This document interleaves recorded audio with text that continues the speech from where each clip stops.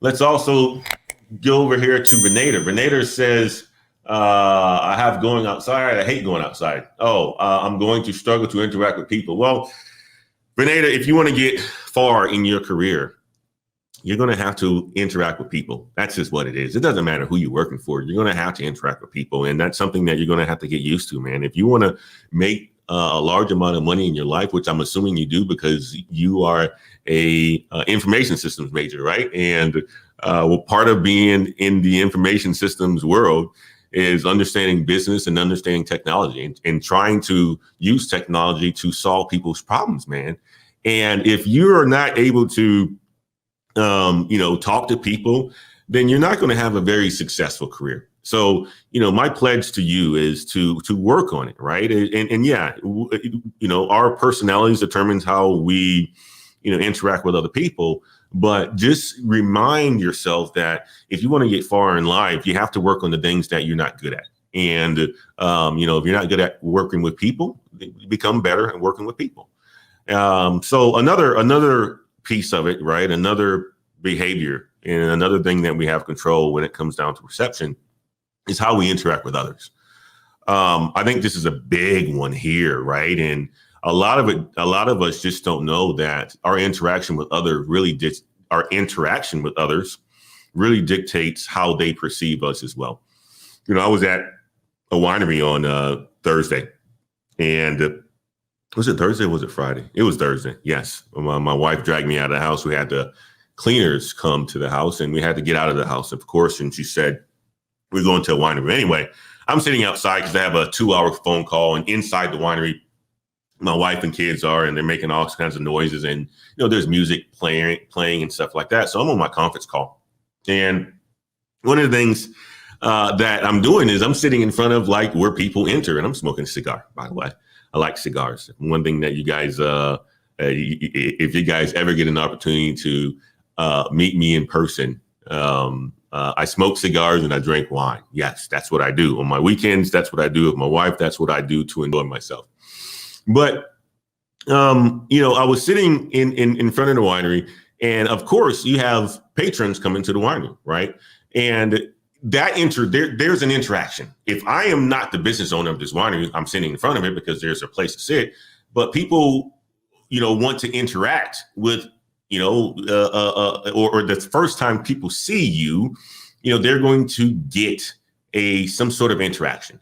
So, what I typically do and what I was doing was smiling, right? Even though I was on the conference call with my earbuds in, you smile, you be friendly, right? You be comfortable in your own shoes, and that makes other people comfortable in their own shoes as well, too. So that's the same thing of interacting with your peers, be friendly.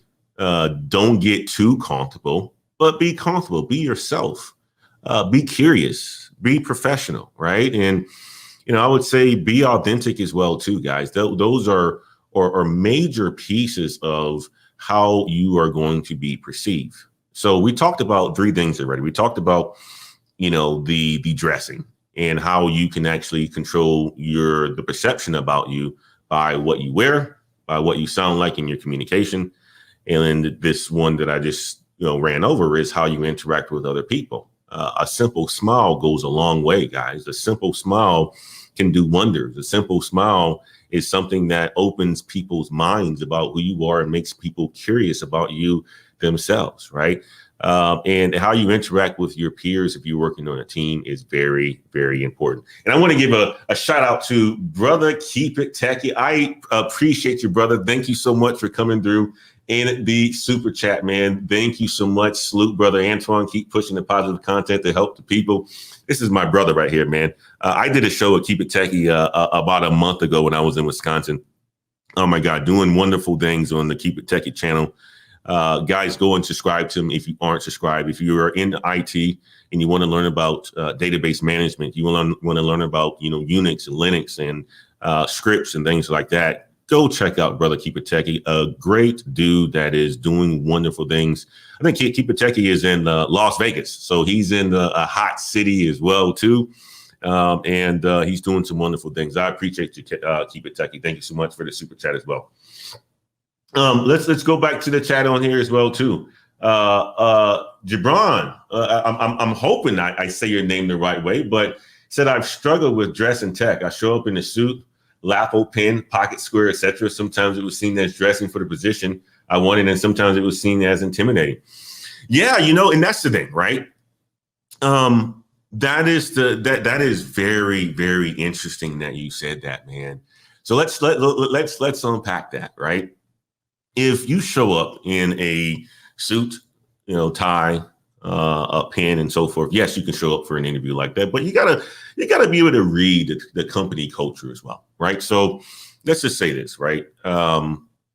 We're software engineers. You and me get hired to the same company, right? Of course, we're gonna dress super, super dope for the interview, and we're gonna be on our best behavior. We're going to be super sharp and positive and things like that.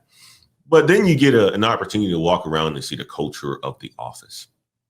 And, one of the things about dress, which is, interesting, is that you don't want to overdo it, right? And I think a lot of the times if you see software engineers, rocking t-shirts and sandals, yeah, you don't have to rock t-shirts and sandals, but, a lot of the times you kind of want to fit into somewhat of the crowd, and being a software engineer, wearing a tie and a very, very nice, a very nice blazer every single day, that makes people question, hey, is he the boss? Who is he? And can I get to know you? And I know that sucks. Yeah, that absolutely sucks. But you have to be able to read the environment that you're in as well, too, Gibran. It's no different than, there's an all white party and you're showing up in, all black, right? It's kind of not following the rules. And although I know it's accepted, you just got to be able to, kind of follow the rules and navigate that, tightly. Yeah, you don't want to wear sandals and flip flops and stuff like that, but you can, still dress pretty casual, looking very nice without having the dressing what I would consider to be a bit overboard. So just, know the environment and things like that. And tech, you're right. It's you can miss sometimes on a lot of that, but there shouldn't be a consistent miss unless, obviously you're trying to do that yourself. But what I would also say is this, guys, on top of interacting with your peers, you want to interact with your seniors as well, too. That's a big piece of it.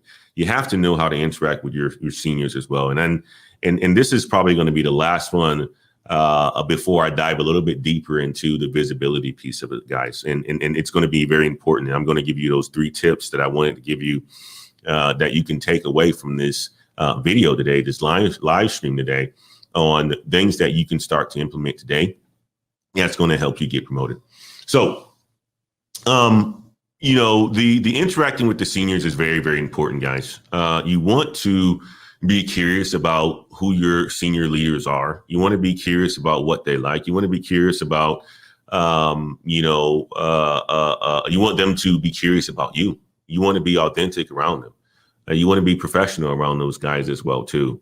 And me doing that, following all of these behaviors I've been able to create a perception about me that has allowed me to be promoted to over 10 times within my lifetime in a short of matter of time of 15 years. I'm at 37 right now, and I in my professional job outside of what I do for Black Heights and YouTube and my coaching business and real estate, I command a salary that's over $400,000 a year, guys. Right? So these are the tips that I've and the behaviors that I've used within my career, and this is what I coach. And this has, allowed me to get to a salary of over $400,000 a year in the corporate world. I never knew that this was even possible, guys. At one point in time, I was just like many of you who were in college. If you're in college, or if you're making $40,000 a year, you're making $60,000 a year. I never knew. I heard people like, oh man, this guy makes $500,000 a year, $600,000 a year. I didn't think it was possible at one point in time until, you start to ascend up the corporate ladder and you start to say, okay, well, I'm making $48,000 a year here. Okay, I'm making 60, I'm making 80, I'm making 100. Okay, what is it that I can do to make, $400,000, $500,000 a year? And you start to see that you have to get close to revenue, guys. And I know I'm on a small tangent right now, but you have to get close to the revenue, and you have to map out a career path that allows you to get close to the revenue in the company. And the people that are close to revenue in any sort of company, whether you're working for yourself or you're working in a corporation, they are the people that commands a higher pay. And they are the people that are given higher pay, but they also have, a lot of responsibility as well too.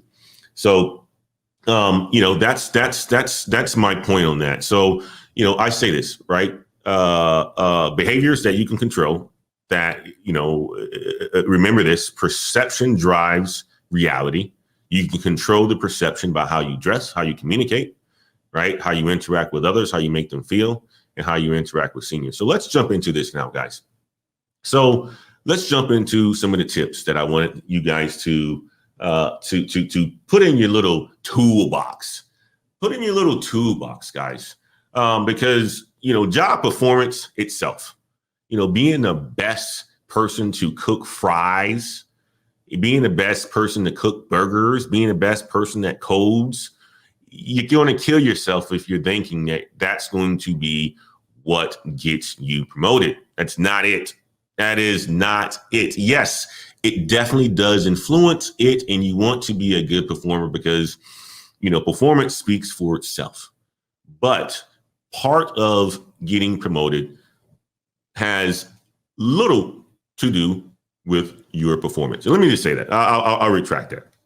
It has something to do with your performance, but the majority of it has everything to do with visibility. How visible are you to your senior leaders, and the organization that you work for? How visible are you to your senior leaders and the organization that you work for? Yes, in a perfect world, your performance of flipping burgers and being the best person at fries and being the best coder and being the best project manager, it will help. Yes, and it should help. And without all the politics, that should be the only thing that we should care about. But the reality of it is that's not it, guys. So here are some tips that I want to give you guys that you can take away today, that you can start using on Monday or tomorrow. That's going to help you in your professional career to get promoted. And I want you guys to, I really want you guys to, write this down. Write this down. Many of you have already heard of it already, I'm sure, and you can leave me a chat and stuff like that on some of this. And you can give me some of your feedback on it as well, too, on what you think of what you've used to get promoted. Brother Gabe, I appreciate you, sir. Thank you so much for the super chat, man.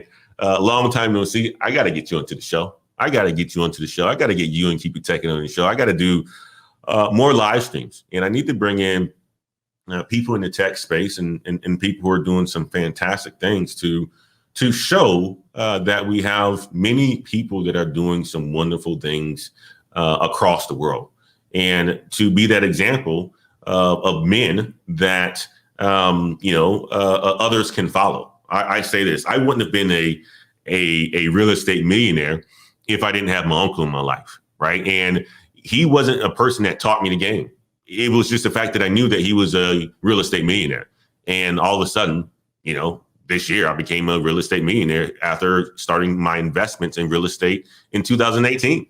So we need people like myself, like Keep It Techies, like there's many others, like Brother Gabe's, that others can look at and say, man, these are normal dudes, but this is how they've done it. And we're, the good thing about us is that we're willing to share that, and we have platforms to be able to do that now. So that's what I'm looking forward to get with you, Brother Gabe, and Keep It Techy to bring you guys on the show. And I have a lot of collaborations that I want to do with some other wonderful people in the game out here as well too. BMT, Brother BMT, how are you, sir? Brother BMT. BMT is from South Carolina, I believe. Believe it or not, guys, I'm originally from Orangeburg, South Carolina. I spent the majority of my life in Wisconsin growing up, but I am from Orangeburg, South Carolina, and I have my youth years in that area. And I think BMT is from some part of Charleston, if I remember that right. Hey, how you doing, Brother BMT? Thank you for joining the chat, my man.